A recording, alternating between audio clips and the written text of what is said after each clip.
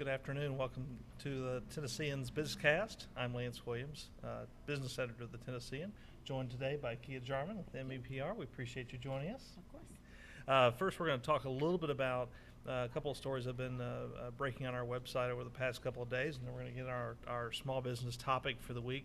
The first story is actually there's been an ongoing dispute between country megastar Tim McGraw and Curb Records. They've actually had court battles going back about 2 years, and in the latest installment now, Curb Records has filed a copyright suit against McGraw in connection with his February album that has been topping the charts. That's 2 Lanes of Freedom.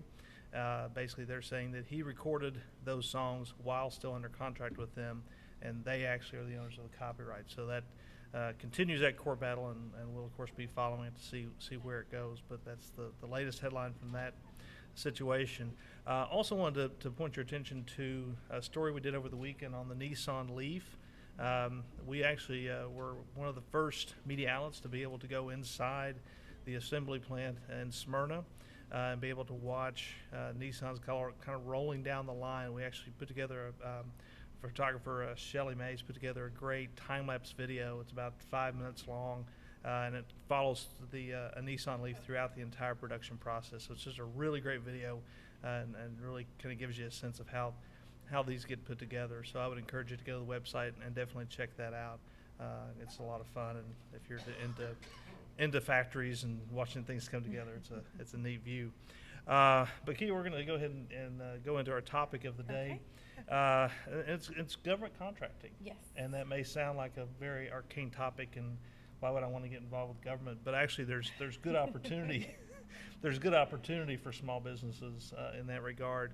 Why government contracting? What's in it for a small business? Absolutely. Well, first of all, the idea is government contracting, but also subcontracting with supplier diversity organizations, or those who give money to minorities to do business. But government contracting is really great because, well, the first reason is because the government's checks don't bounce. That's probably the one I'll get out of the way quickly. But I think also it's really great because it gives you an opportunity to expand your database, if you will. It gives you an opportunity to expand your service offerings, and it gives you an opportunity to work with other organizations that are much larger on campaigns that maybe you never get an opportunity to do as a smaller business.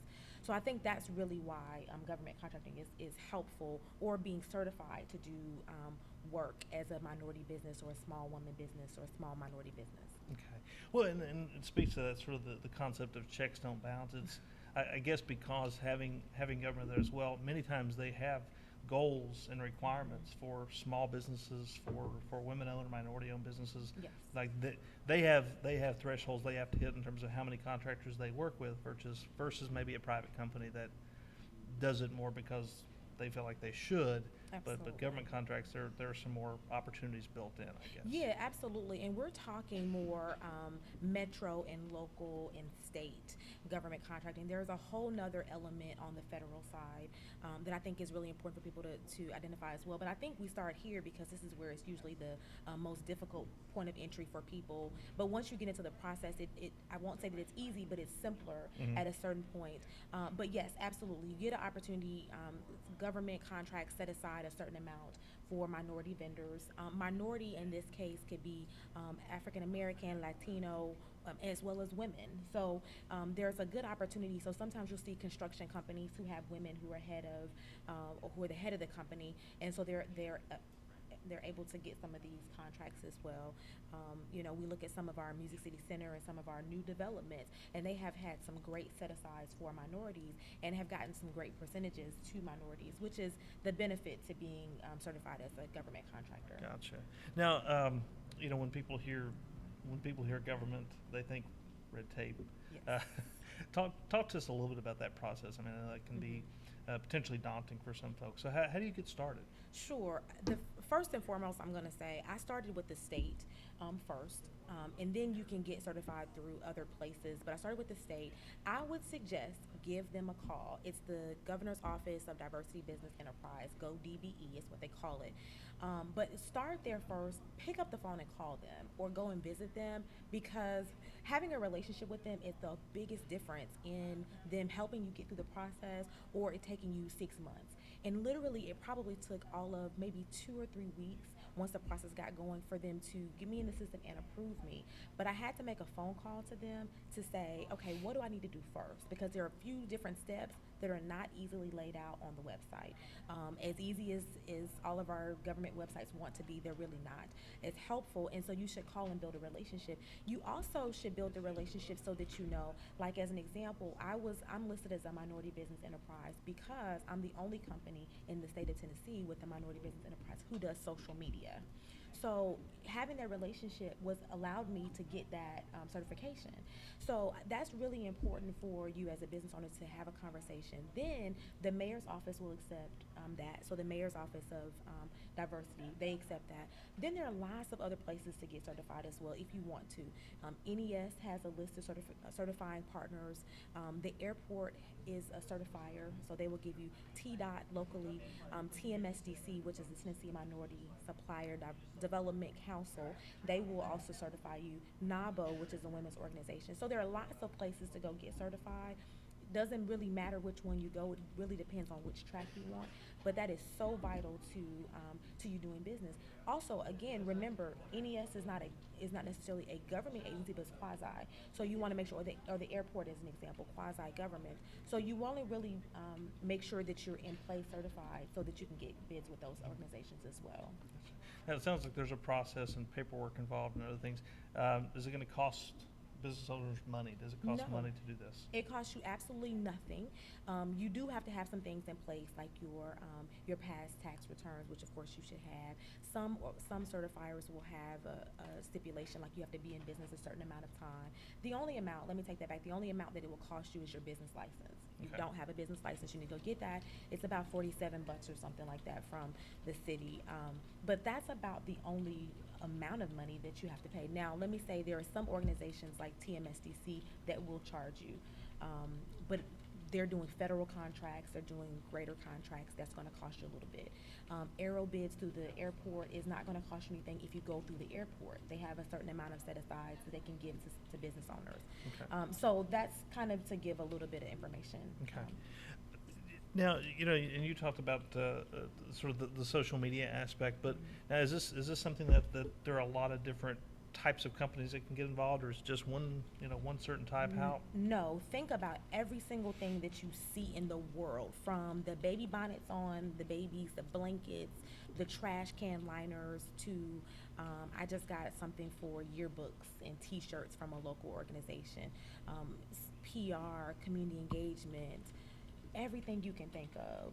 Replace your railing, buses, transportation, anything you can think of. A government agency or someone who works or who does the set-asides for minority vendors, they're going to need something. Okay. So yeah, you want to just be on those lists to make sure that you get those RFP, what you call RFPs, requests for proposals, okay, so that you can submit those, or RFQs. Well, I was going to ask that. So let's say you go through the process, you get certified. I mean, how then do you go about navigating that and looking for those opportunities so you don't miss the boat? Absolutely. Well, a couple of suggestions. One, you want to align with maybe another organization, a larger agency. MEPR Agency is a subcontractor of larger agencies, so larger PR firms, larger marketing firms, and that way they can go in and create the RFP, the request for proposal, and then we just become a part of their team. And so that's a really effective way as a small business owner, so that you can spend much of your time doing the work, as opposed to sometimes doing all the big pull together of 60-page reports. That's sometimes very arduous for us to do. That's one. Going to supplier diversity fairs or aligning with those, that's another really great place to meet people and make connections. So that's just a couple of examples of how you can get started there. But then ultimately, you're just going to start getting emails that fit in line with your numbers that you assign certain numbers based on your industry. So you're going to start receiving certain emails, and you can start to reply to those or to create a team around you after you've gotten through or I gotten that email. Gotcha. All right. Well, now, obviously it sounds like there's some opportunity there and some ways to help grow your revenue and build more business. But I would imagine there's also some challenges or just some nuances in working with government. Can you talk a little bit about some of the considerations people need to think Sure. about? Yeah, I mean, consider that the government doesn't necessarily want you to get rich off of them or be paying your bills off of them. Let me say that. So sometimes your payment is going to come 120 days out. And if you're a subcontractor, so if you're the main contractor, maybe you get your payment in 30 days, 60 days. And then the subcontractor then has a certain amount of time they get their money. So it could be another 30, 60 days. So sometimes that takes a little lag time. So you want additional revenue coming from other places, of course. The other part of it is, and this is, just another nuance of that, is that minorities, again, are considered women or those of racial minorities. And so you have to remember that sometimes when you're looking at the numbers, you're not going to always go into a room and see everyone that looks like a minority per se, but they are still diverse in their offerings and their skill sets. Okay. Now, any concern at all? I mean, we're in the age of sequesters and budget cuts, et cetera. Any concerns, about getting into government, knowing that the budgets could be cut? Budgets can always be cut. They can be cut from our non-government clients as well. I think it's always probably a concern or a thought. But at the same time, there's so many things that are coming out. You just kind of wait to see what's next.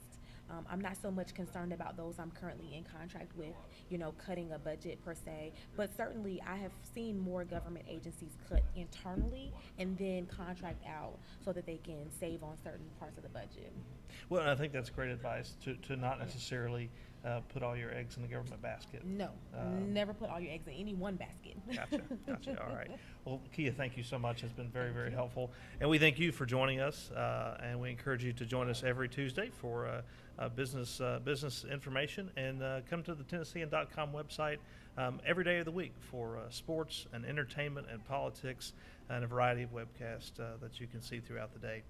We appreciate you joining us. Have a great afternoon.